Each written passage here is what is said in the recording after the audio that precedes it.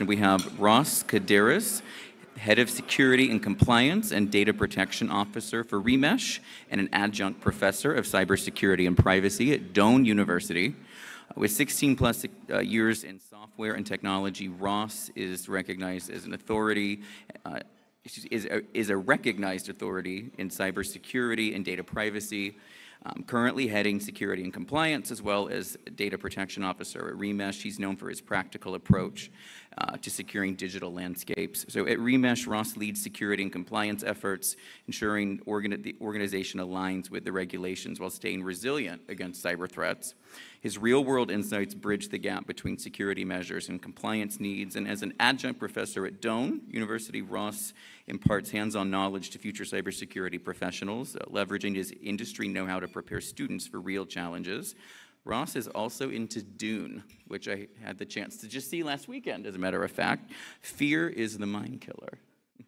So I'm going to hand it right over to you, Ross. Thank you for being here. A round of applause for Ross for taking time to be with us today. Thank you. I'm going to hand it right over for his hour keynote address as you enjoy the rest of your lunch. Securing B2B SaaS, break for success. Thank you. Appreciate it. I want to pull a Steve Ballmer and come up here. What does he say? Developers, developers, developers, developers, right? I don't know if you remember that. By the end of this, I might be all sweaty and disheveled, but maybe not. Matters how much coffee I've had. But we're here today to talk about securing business-to-business software as a service, break for success. And once again, my name's Ross Coudeyras. My third time at FutureCon, first time presenting. Thanks so much for being here. I really appreciate it. A little bit about myself. I'm currently Head of Security and Compliance and Data Protection Officer at Remesh. We do quantitative and qualitative SaaS platform exercises for our clients. And on top of that, I'm also an Adjunct Instructor of Privacy and Security at Doane University in Crete and Lincoln. And then below, you can see some Boy Scout badges that I've accumulated over the years, if you're interested. But what is SaaS B2B anyway, just to make sure we're on the same page? Well, if your company uses another company's software, that's a business-to-business relationship, and they're providing a service for you. So for example, if you have Microsoft Teams, or if you have Slack, and you communicate at your company, that's a SaaS B2B relationship. Maybe you have a customer relationship management system, such as Salesforce or HubSpot. Well, that's also SaaS B2B, okay? So this presentation, we'll see what we can do in this field, and see if security can act as the brake successfully. And it's going to draw on my own experience, okay, and my own views, and not my employer's, just to be clear, and it's going to be generalized examples unless I say otherwise. But it does draw from 17 years of experience working at 9 different companies and consulting for dozens of others. That said, let's get started. So imagine, if you will, a software company has raised over $60 million, and you are their very first cybersecurity hire. Well, that was me at Remesh a few years back, and those of us in that position have a monumental task ahead of us. We have to quickly understand our customers' speed requirements so we can act as the brakes and slow down in order to meet them. And of course, our customers are going to have different regulations that we have to approach and meet at a minimum in order to do business with our customers. So we're going to look at what those issues at SaaS B2B could be and how we can address them, as well as how we, once again, how we slow down the company a little bit in order to move faster into the future. And startup companies in this realm make us nervous, security professionals nervous, right? They like to move very fast. They want their product out yesterday, not today, not tomorrow.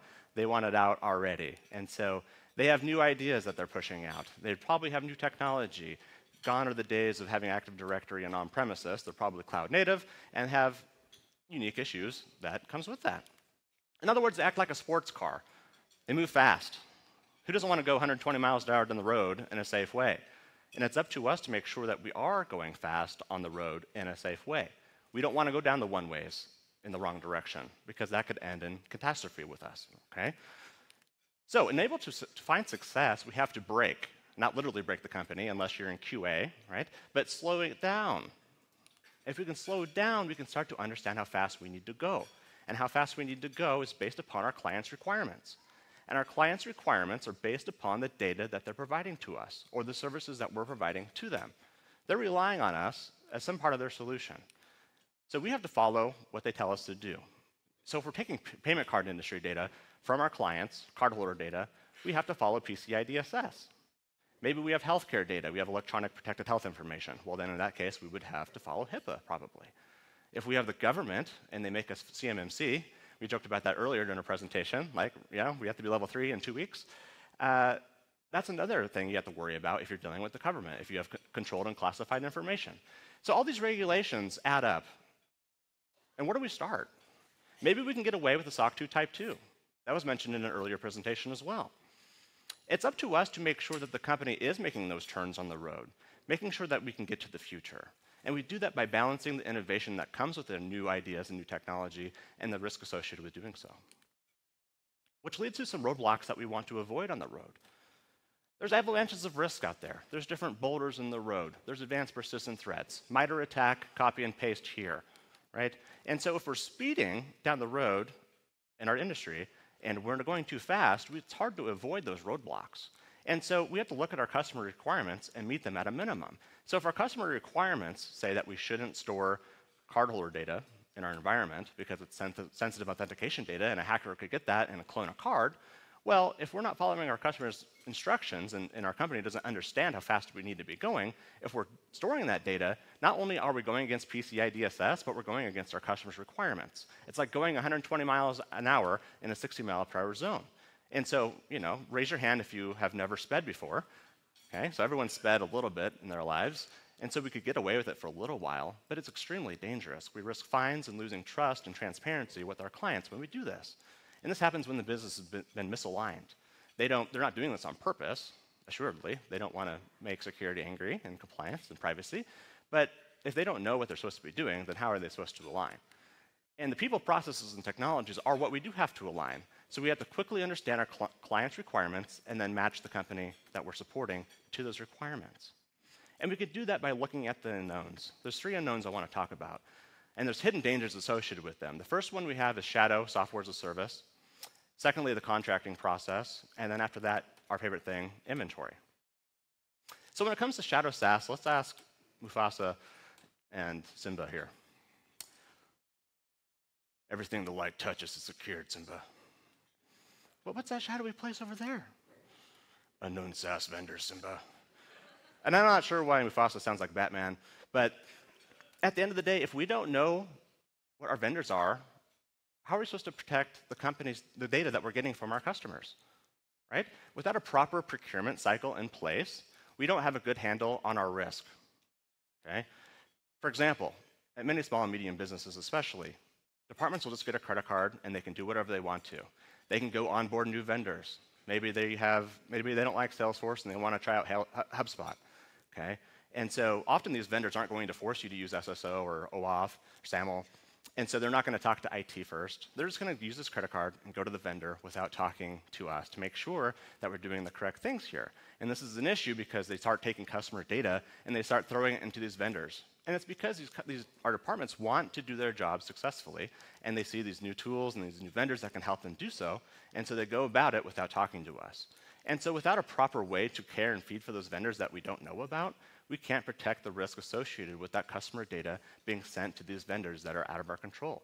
Because if a client is giving us their data and we're relying on a vendor who has access to that customer's data, we have to make sure that the regulations that our customers are making us follow, our vendors follow the same ones.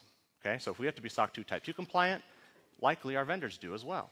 And so if we're not there to make sure that that vendor that we're using to provide support for our customers meets our clients' requirements, well, we're automatically failing our clients in that aspect. And this happens because of a lack of awareness, once again. Which leads into the contracting process. Because sometimes the contracting process is the boulder in the road.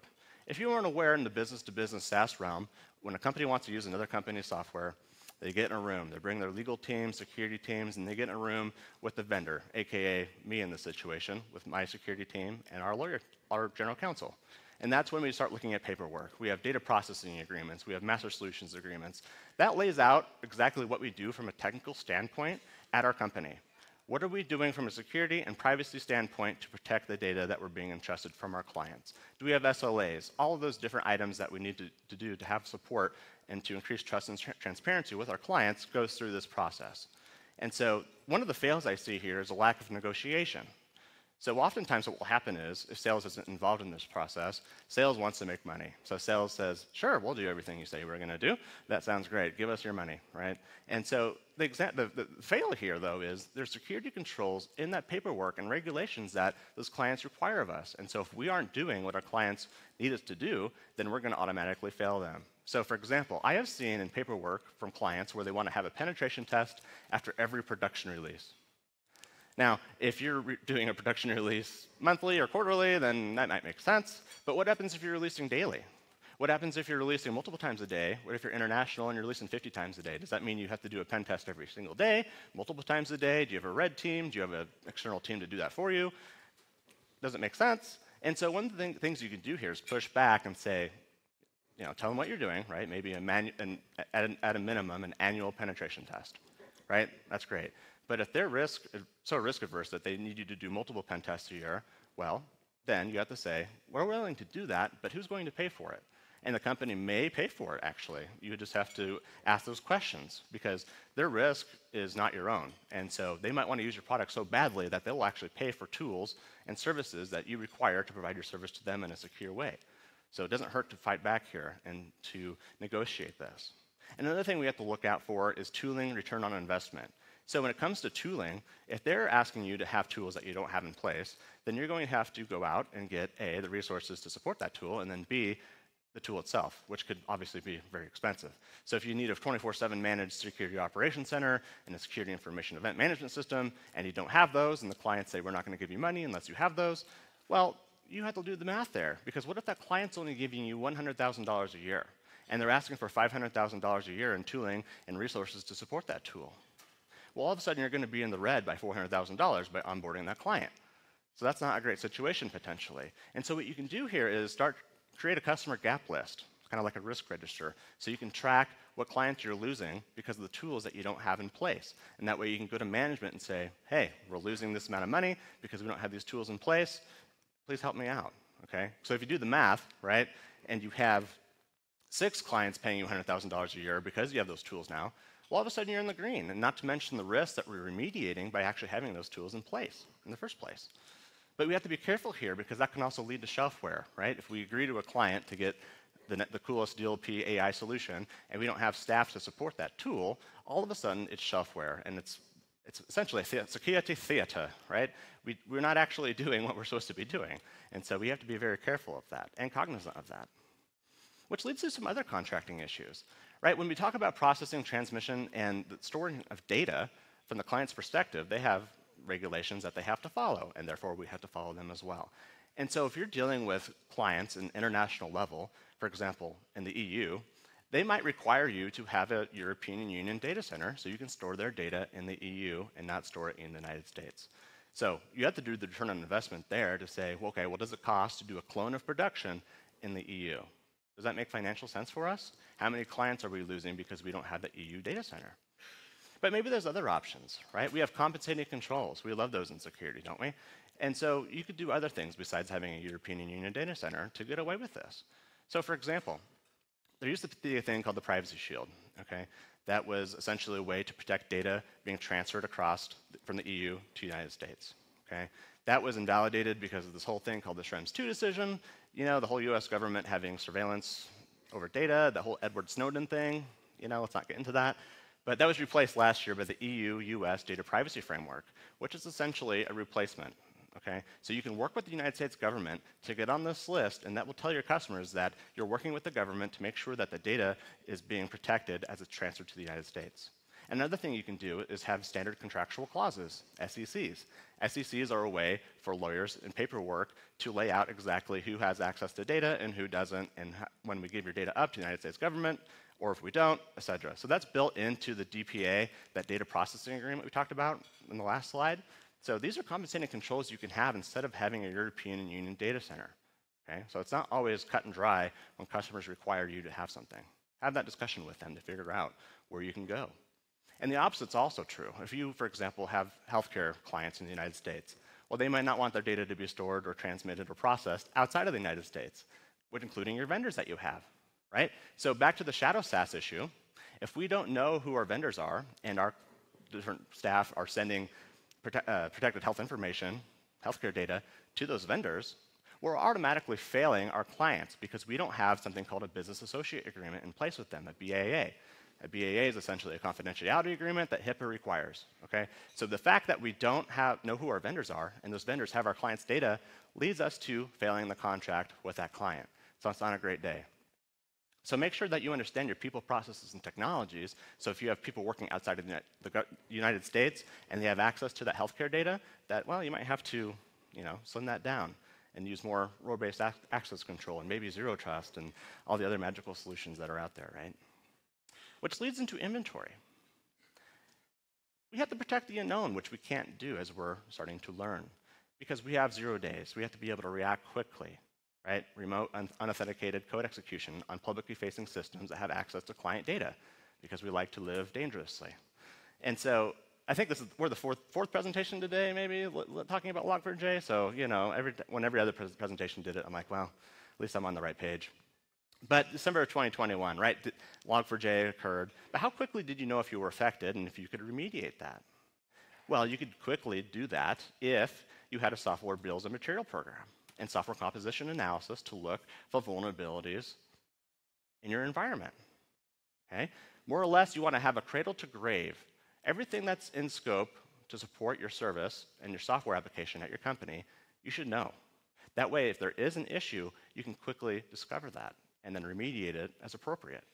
So I'm talking about things like dependencies, repositories, infrastructure as code, even from a networking and infrastructure standpoint. And don't forget even endpoints, right? If you have endpoints that can access client data and they have remote desktop open for port 3389, that's like saying, come at me, bro. And they will come at you, right? So you got to be careful here. And would you even know in the first place? So make sure you have tooling in your inventory and have an SBOM so you can know if you're affected very quickly, all right? In other words, you want to have a nutritional label, okay? I'm not going to share my company's SBOM with you, but I made this very quickly in how we treat AI data as a very high-level idea of what you could expect here. And then also there's an XKCD for that, as there always is, right? So we have all modern digital infrastructure on a stack. And down here, we have some random project, some open source project, right? Someone in Nebraska has been maintaining for the last 20 years out of their goodwill. Are you in here? No? Okay. But the point is, if we're relying on something, think about it like this. The Death Star, right? We're working at the Death Star. We're, for some reason, and I guess we're evil, but maybe it's a morally good Death Star. But insider threat, at that point, made the exhaust port susceptible, right, to a missile, more or less. My Star Wars nerds are here probably shaking their heads, and they know what the photon cannon's named, and so I apologize. But the point is, the Death Star was blown up because there was a back door that we didn't know about, because it was built in. So what is the back door in your projects that you're supporting at your company? Figure that out. Because at the end of the day, we have to have an accurate view of what's in scope before we can actually protect it. That's what I'm trying to bang home here. These three unknowns, we have to eliminate them by shining the light on them. And we can do that by forming relationships with the company, which starts at the top down with executives. If you don't have authority to implement security controls that your customers are demanding of you, you're not going to have a good time. It's going to end in failure and frustration. And so if you can form that relationship with the top down, you're going to find success. Think about people operations. So I'm talking HR, accounting. Someone's approving those credit card statements that we talked about earlier. The shadow SaaS vendors, follow the money, follow the paper trails. Why are we paying $20,000 a month for AWS when we're a GCP shop? What's going on there? Who is this vendor? So follow the money and have that relationship so you can start shining the light on that process. Legal counsel. I don't expect my legal counsel to understand NIST controls, right? And they don't expect me to know the fine tunings of the standard contractual clauses that we talked about a little bit ago. They bring the legalese and I bring the securities, and we work hand in hand to fulfill our customers' requirements and to make sure they're understood in the contracting process. And from an engineering standpoint, this is vital, especially at a tech company, a SaaS tech company.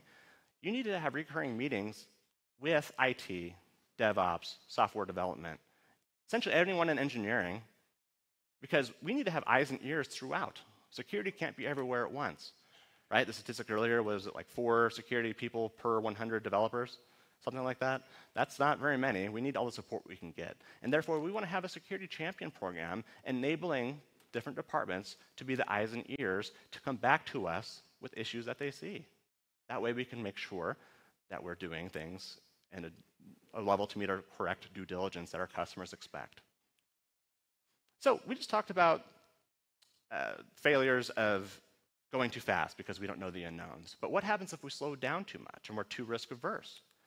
That happens when we over-apply the brakes in this car by implementing unnecessary controls to attempt to get to 100% security, which isn't always, it's not possible to have 100% security, right? And so you have to be careful here. Look at your client's requirements. If they're only requiring you to have a SOC 2 Type 2 audit, you can get there far easier by doing the CIS 18 comparatively to trying to do NIST 853, right? So you could do a tailored version of 853 if you wanted to, and maybe it could work out for you, but keep things simple. The more complicated things get in security, the more likely it is to head to failure, okay?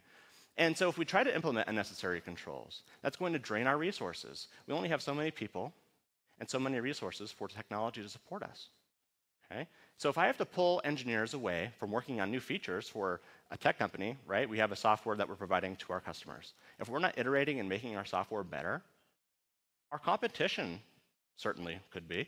And if our competition outpaces us, then our clients may go to our competition. And so what happens is we only have so much gas or electricity in this car. Our burn rate is going to increase, meaning we may only have $2 to $3 million in the bank for the entire company potentially.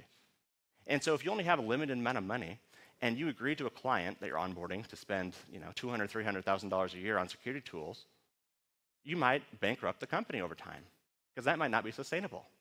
So make sure you do the return on investment to make sure that you are putting your resources where they have the best effect. So we talked about not breaking enough, right, because of the unknowns, and then breaking too much and trying to have 100% security. But how do we find success anyway? How do we enable the business? Well, we can do that by working on feature work, okay, and then enabling revenue, as well as remaining vigilant for new trends that are occurring, new threats. So from a feature work perspective, right, competition, it's always a thing we have to keep in mind. So that could lead to client loss if we're not working on features. But at the same time, when we're working on new features that are going to impact our clients, we have to make sure that they're meeting our clients' requirements. So this is where we have to slow down. We need to be involved earlier. So work with the product teams to understand the roadmap and engineering to make sure what they're working on during that roadmap meets the requirements from our clients. And so we want to be the flour and not the frosting in this car cake that we're building. Okay? So we don't want to be put on the end and have 2 weeks to do FedRAMP. We need to be involved from the first day. Okay? So we can do that by partnering with the organization. So let's talk about an example here. I'm sure everyone has heard of OpenAI. Remesh is one of 10 companies that has actually been awarded grant money through OpenAI. So we have a good relationship with them. And of March of 2023, we realized that we wanted to start using Gen AI and large language models in our product. And so we started onboarding OpenAI as a vendor. The first thing we did, though, was create an AI ethics committee made up of different departments at Remesh where we started to design safeguards that we wanted to have in place. For example, we wanted to make sure we could eliminate bias if possible, make sure we're being fair, making sure that that data is accurate and transparent via human oversight, so no automated decision making, and also privacy and security controls that we'll talk about in a little bit. So we created an AI policy that every employee had to agree to. And one of the first things they had to agree to in there was no training of data, meaning the confidential data that we take from our clients, we don't want that to any way leak or have other clients see that data. That was paramount to us. So let's talk about implementation here. We wanted to build OpenAI directly into our platform so customers could use it directly. But this is when we had to slow down and break and look at the regulations from a privacy and security perspective. What should we and should we not be doing here? So we realized that we wanted to have in-platform customer consent here. So many companies are nervous about Gen AI and LLMs because of the training issue and leaking data, obviously. So we have to slow down to make sure that when we implement this new feature with OpenAI, that it's meeting our clients' requirements. Okay? So we had in-platform customer consent, meaning they wouldn't actually see this feature unless they explicitly gave us permission. And we also wanted to limit the data that we were actually sending over to OpenAI as a vendor to us. So we wanted the data to be de-identified or pseudonymous. Okay? So if John Smith gives us his data, that's personal data because we have his name, it's PII, but we would strip out the PII and only send over information that can't be linked back to to John or John Bob or whatever name I just made up. And on top of that, we also wanted to make sure that we weren't going to trade on that customer data once again. Okay? And so why did we do all these controls? Well, around the same time we did this, Zoom did it as well. Okay? And Zoom essentially did the polar opposite of what we did. Zoom updated their terms to allow AI training on customer data, but they did it without consent. So you had two options. You could use Zoom, and they would train on your personal data, or you could not use Zoom. Those are your two options, which isn't great. Okay? And this is a giant wall of text of their terms of service. I'm just going to read the last little line here. They could process customer content and to perform all acts with respect to the customer content, meaning they can use your data as well as they want to, in whatever way they want to. So that wasn't great because we don't want them to do that, of course, and so that led to outcry from a regulatory standpoint. We wanted to make sure that if you're going to train on our data that you at least have our consent, so we can give you permission to do so. Okay? So we wanted them to reevaluate their terms. Mostly because if you want to do that, at least get our permission. And so 5 months later, Zoom updated their policies and made a blog post where they talked about they would not use customer content to train their models without consent. So this is a sign of a win for us because they were able to backtrack here and realize that we were upset with them and they weren't giving us fair options. So this is an example of not letting off the brakes. Zoom didn't understand the customer's trust level here, and they didn't expect this level of frustration, and it didn't go well for them. They lost money. And of course, Zoom's a big company and a household name, so they can get away with this a little bit better than a small and medium-sized business. And so for us, if we were to automatically send our clients' data to a new vendor, especially when it's Gen AI, that probably wouldn't go well for us. Because trust and transparency is paramount in the business-to-business SaaS realm. Because if they leave your product, you're going to lose revenue, and your burn rate's going to go up, right? So as I keep going, I want to say I'm not a lawyer, so better call us all if you are. That said, we have to deal with GDPR, General Data Protection Regulation, because we do business in Europe, okay? So under the GDPR, if your company is using a vendor and you're sending your client's data to that vendor is considered a sub-processor potentially, okay? So I bring this up because if you're hosting your application in GCP or Azure or AWS, what have you, those are sub-processors to your company because you're relying on those companies to provide the service for you. So if GCP goes down, your application goes down. Your customers no longer have access, lack of availability, okay?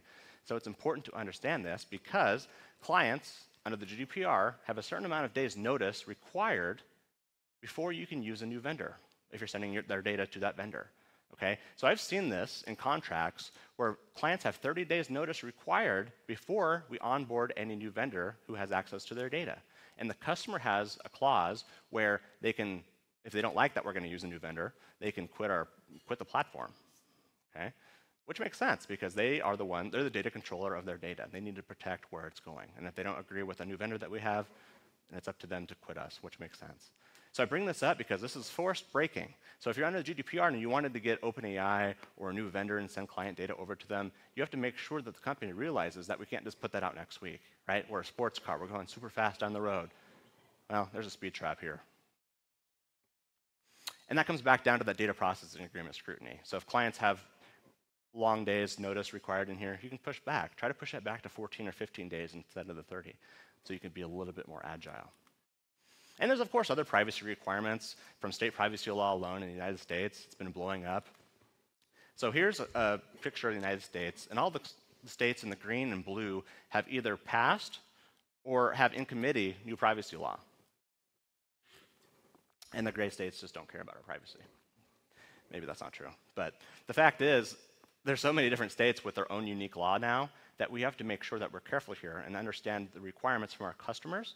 Because if you do business in Colorado and your customer is in Colorado, maybe you have to do X, Y, and Z. But if you don't know what those requirements are, then how can you fit them and meet them? So work with your general counsel and your customers to understand unique requirements you have based upon where you do business in the United States. And from an extremely high level, 30,000-foot view from a security due diligence standpoint for OpenAI, it comes down to risk from our customers because we're sending our customers' data over to them. Okay? So if we're dealing with the government might require vendors to be FedRAMP compliant. So if you have to have FedRAMP compliance and you want to use OpenAI as a vendor, well, you have to use Microsoft Azure OpenAI and use their infrastructure because they're FedRAMP compliant. OpenAI itself, if you're just going to use OpenAI's API, it's not FedRAMP compliant, and they have a SOC 2 Type 2. So if your customers are requiring FedRAMP and your vendors don't have FedRAMP, then you might run into trouble. So make sure you understand what you do and do not need to do from this perspective. But if your clients just need a SOC 2 Type 2, OpenAI is great. Okay? So keep that in mind. And now we can talk about enabling revenue. So we have automated compliance solutions out there, industry leaders such as Vanta and Drata. So all those customers' requirements we're trying to meet, right? ISO 27001, HIPAA, SOC 2 Type 2, GLBA, GDPR, PCI, right? Maybe I'm just making up stuff now. All of these frameworks are made up of security controls. And the security controls require evidence, right? If you're an auditor here, you're probably like, yep. And so these solutions can automate the collection of that evidence. And so if you can streamline the process of increasing your ability to meet a SOC 2 Type 2 or an ISO or whatever compliance framework you have to meet, you're going to speed things up, okay? So in the business-to-business SaaS relationship, they're going to come to you and they're going to evaluate they're going to evaluate the risk of doing business with you, right? They're going to look at our security controls. So if we can create a trust page, a website they can go to, they sign a mutual non-disclosure agreement, they get access. They have 24/7, 365 viewing of our security controls at a high level at that point. So for example, if we have a SOC 2 Type 2 and we tell our customers we have MFA, and all of a sudden we turn off MFA because we like to not sleep at night, that would be reflected in our trust portal that our clients can see in real time, okay? And this is also a place where they can download our penetration tests, reports and vulnerability scans and all our policies, all that due diligence that we're supposed to be doing. And if we can do this, it allows us to tout our security program and say, hey, new client, we're doing everything you need us to do, and here's proof. It's in the pudding. Go check it out. And so if you can speed this up, sales is going to love you. And so if sales can like you at your company, you're doing a good job. All right? And so now that we have met our clients' requirements, we're good, right? We're done, and we can all retire, we can cancel the conference, and we can go home. Well, probably not. All right, GRC, governance, risk, and compliance. SOC 2 Type 2's done. Leadership. Well, we can't be breached now, right? Well, no breaches, right? So that's the fallacy. Management doesn't necessarily understand that just because we're compliant, that doesn't mean we're secure. Okay? It means we've done a level of due diligence that's appropriate for the risks that we have to handle. And so along with that, Bruce Schneier's quote, attacks always get better and they never get worse. And that's so certainly true, especially with the evolving threats that we have to deal with nowadays. We have, from a physical standpoint, we have flipper zeros. From a technical standpoint, we have large language models with automated attacks against websites. And then from an administrative standpoint, we have to figure out inside checks from deception. Okay? So from a physical standpoint, let's talk about a flipper zero real fast. There's a company called SafLock who creates doors for hotel rooms. There's about 3 million of these hotel rooms, RFID badge to get in, right? Nothing novel or exciting there. However, you go to the hotel in question, you take an issued card from the hotel, or one that they've already expired for that hotel in question, you get that, you get a flipper zero device, or another device that can clone RFID signals, and you clone that hotel key card to a blank card.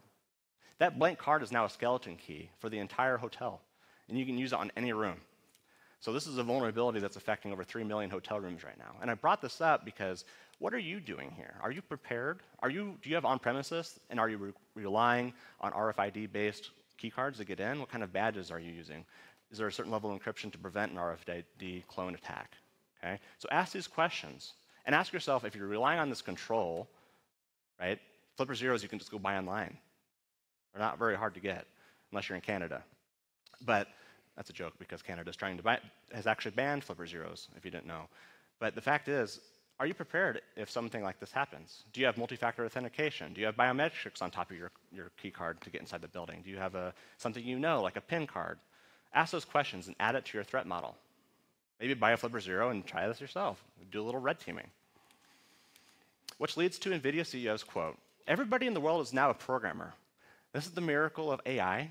The technology divide has been closed." Now, I don't agree with everything he said. This is just a small part of his quote. But I do agree with that. We never have had more access to information than we do today. And it's never been easier to learn how to be a developer than it is today. We have access to tools like large language models and AI that can assist us in coding when we don't really know what we're doing. Okay? And we have flipper zeros where people who also don't know what they're doing can just cause mayhem potentially. And so this leads to large language models as an attack vector against websites. Okay? There's researchers out there right now who are using OpenAI Assistance API, which more or less lets you interact with GPT. Okay? They use LangChain, and they can make the LLM do different tasks. And they're using the Playwright browsing testing framework, which allows you to do some automated browser testing. So they're using these three tools in tandem, and they're pointing ChatGPT at websites in question in a sandbox environment to attempt to execute vulnerabilities. Okay? So, for example, think of the OWASP top 10, right? They're doing that, plus there's about 15 different vulnerabilities they're trying to attack here with this. So they can do SQL injection attacks, cross-site scripting, cross-site request forgery, okay? And the tool is doing the majority of this on its own. And some of these have different actions, 38 different actions that the LM has to do, okay? So it's decently complicated. So let's look, how successful is this? Should we be worried about this? Well, for ChatGPT 3.5, with one pass success rate, the percentage of the attacks on average that were successful was about 2.7%, which is not that high. Every time they ran these vulnerabilities, 5 different passes. It got a little bit better each time. It iterated each time. So with 5 passes with GPT 3.5, that went up to 6.7%, which is still pretty low, single digits, okay? But for GPT-4, one pass, that went up to 42.7% success rate on average, okay? So it went up by 40% compared to GPT 3.5. With 5 passes, though, GPT-4 went up to 73.3% success rate on average for those 15 different vulnerabilities, which is kind of scary, okay? So if you don't know what you're doing, and the LLM does, well, the script kiddie is on steroids at that point. And what's that going to look like in the future? GPT-4 is almost a year old already. GPT-5 is coming out later this year. And I'm assuming it's not going to be worse than this, right? It's going to keep iterating and getting better. And so should we be worried about this? I think we should, but I think we can also enable our own teams in engineering to use this for us as well, right? Put this in the CI/CD pipeline to make sure that maybe QA or engineering can do the same idea against production or staging, and before you hit production, that you've already caught the issues that it has, okay? So just because attackers are using it doesn't mean that we should be necessarily afraid. We need to embrace that technology ourselves. So from an administrative standpoint, we always had to worry about getting text messages, right? The CEO needs more gift cards because the CEO he just loves those gift cards, which is great, right?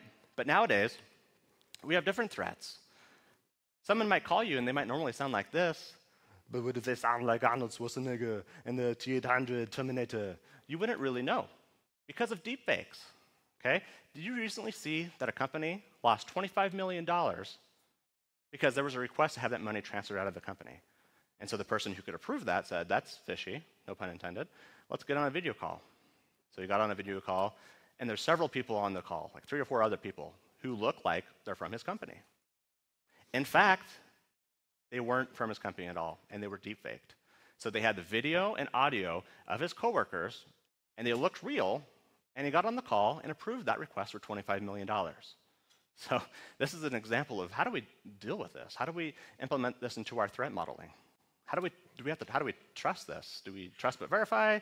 If we get a call outside of a work channel, do we say, hey, Jim Bob, like you sound like Jim Bob, but I'm going to Slack you a message, and I need you to read that message out loud. Maybe there's a monkey in the middle, and that's going to be intercepted anyway, okay? Who knows what we're dealing with here? But work with your management and your staff to make sure them understand this risk here. All of these evolving threats add up from this quote from Chris Roberts that I really liked. When will we put our hand up and freely admit to each other, between vendors and to our clients, that we stand a snowball's chance in hell of actually stopping every attack, catching every bad actor, or defending against things we can only dream of? I love this quote because it tells us that just because we're compliant doesn't mean we're secure. Evolving threats are occurring, and it's up to us to maintain a level of defense against those, okay? And so we can do that because we will have accidents. We are going to have flat tires out there on the road of life. And that means we have to embrace the inevitability of breaches. They will occur. And it's up to us to make sure that we're prepared when they do occur. And we can do that by working with management to determine responsibility. Okay? They probably don't know what DR or BCP is, or IRP, or business impact assessments, but involve them in that. Make them understand the risks that we're dealing with. Okay? Think about Uber and SolarWinds. Both those companies were breached, and there's lawsuits against those companies right now. But the thing about those lawsuits are their chief information security officers are mentioned in those lawsuits. They're trying to hold the head of security liable for the breaches, more or less. That scares the hell out of me, myself. And so I want you to understand and work with management to understand if something does, when it does hit the fan, what's going to happen? Whose head's going to be on the chopping block? Have that frank conversation to figure that out. Okay? In other words, it's going to be a bumpy journey out there. We're going to have breaches, we're going to have issues. But if we work together, we can find success. We can do that by being pragmatic risk leaders. You don't want to have reckless speeding by not implementing enough controls, but you don't want to have cautious crawling by over-implementing and trying to get to 100% security. We can do this by forming those relationships, right? Align the company's tires with the customer's requirements. If we can do that and meet the requirements, we can start touting that, and we can use that to enable revenue to those automation compliance solutions I talked about earlier. In other words, if we can do this, we can start driving into the sunset success together. Which leads to some closing thoughts. This is a journey that we're on together. There's no destination here.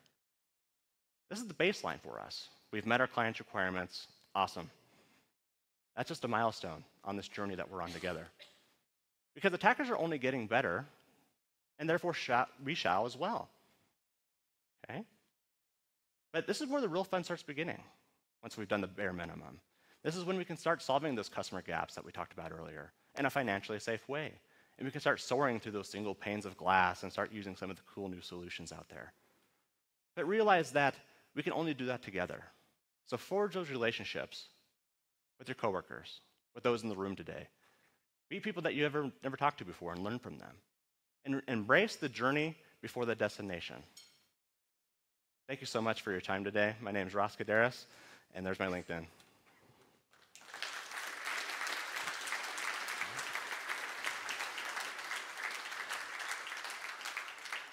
What questions do we have?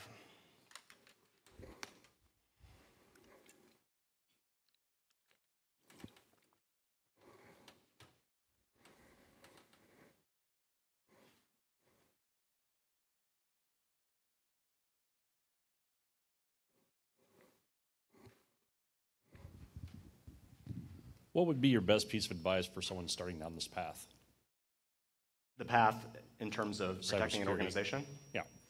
I would start with the basics, right? Like the CIS 18. I looked at that framework and see exactly what you can and cannot do from that, and start looking at the low-hanging fruit, okay? Thinking it from an identity and access management perspective, think of the AAA. So have solid authentication, right? Make sure that your identity provider is doing all the right things, meaning, do we have multi-factor authentication in place, right? It's pretty basic, but you ask where you begin, and that's honestly one of the things you should look at. And then I'd also look at it from inventory's perspective. What's our publicly facing scope here?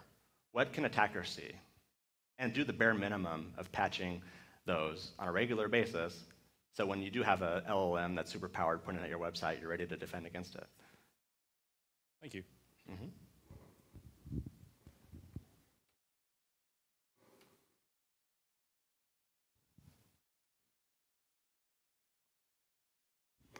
So you alluded to third-party risk management.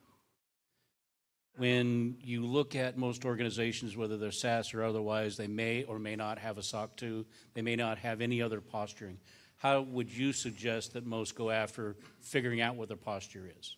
That's a good question. So if the vendor that you're going to use to support your clients doesn't have a SOC 2 Type 2 or equivalent certification, I would suggest looking at and I hate to say it because it's not foolproof, but honestly, starting at a high-level questionnaire standpoint, Find out the minimum that you need to do from your own clients are giving you questionnaires, right? Some of these questionnaires, if you're not familiar, have up to 300 questions or more. What do you do from access?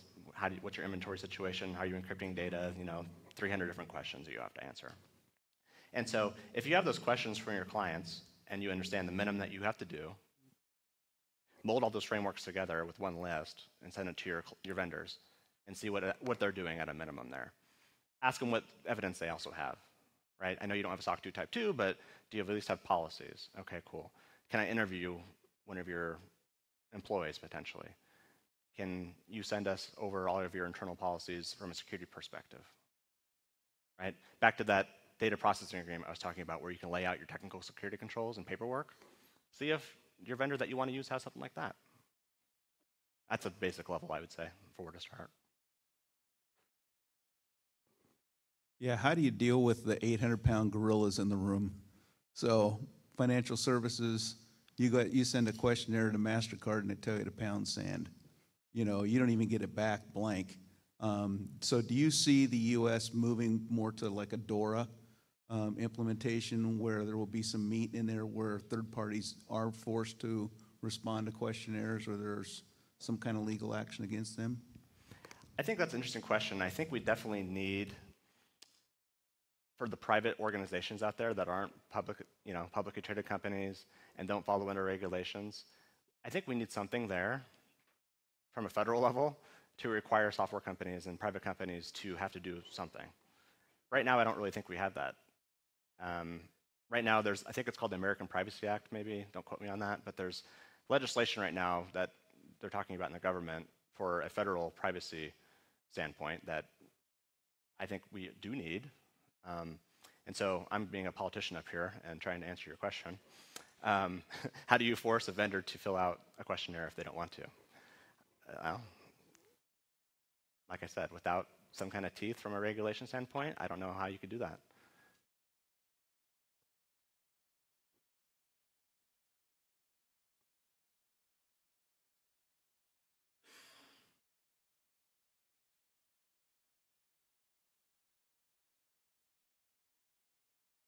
Online, do we have any questions? Don't let me off this easy, come on.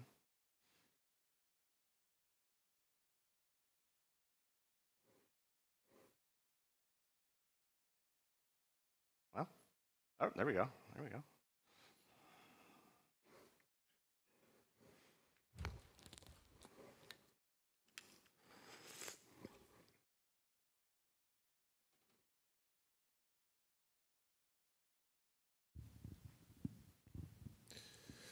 Great presentation, Ross. So my question isn't directly related to your presentation, but it's regarding some of the information in your presentation.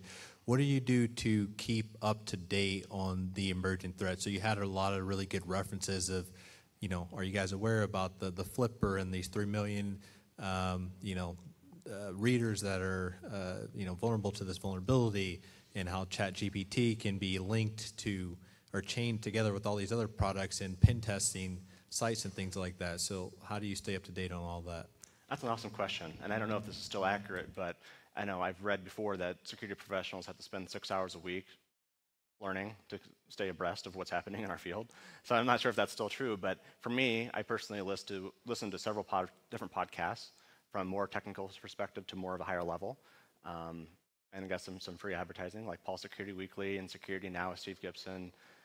Some of those podcasts, I love listening to them because they cover the most recent news in the industry, right? Here's the newest breaches. Guess what? We had ransomware again. We're all shocked. But they break it down, which is cool for me. So that's one way you can do it is by using podcasts. Another way is newsletters, right? Most of us need CPE hours, and so I would recommend, I'm in ISACA, so they have a good newsletter. I would recommend joining some kind of professional organization like IAC Squared or, OWASP group, local group, etc. And they'll have resources for you too. Another thing I do is free advertising, I guess. Too Long Didn't Read, the TLDR newsletter. And you can subscribe to like developers or security news, and they show you new technologies, open source projects you can use on GitHub, which is really cool. So it's a combination of the podcast, newsletters, and honestly, just talking to your coworkers, right? Get on LinkedIn, actually start talking to each other, make the connections, see what other people are doing in the field. Yeah, that's kind of the high level of what I do. Any more questions? Well, I'll be here the rest of the day. I really appreciate all of your time.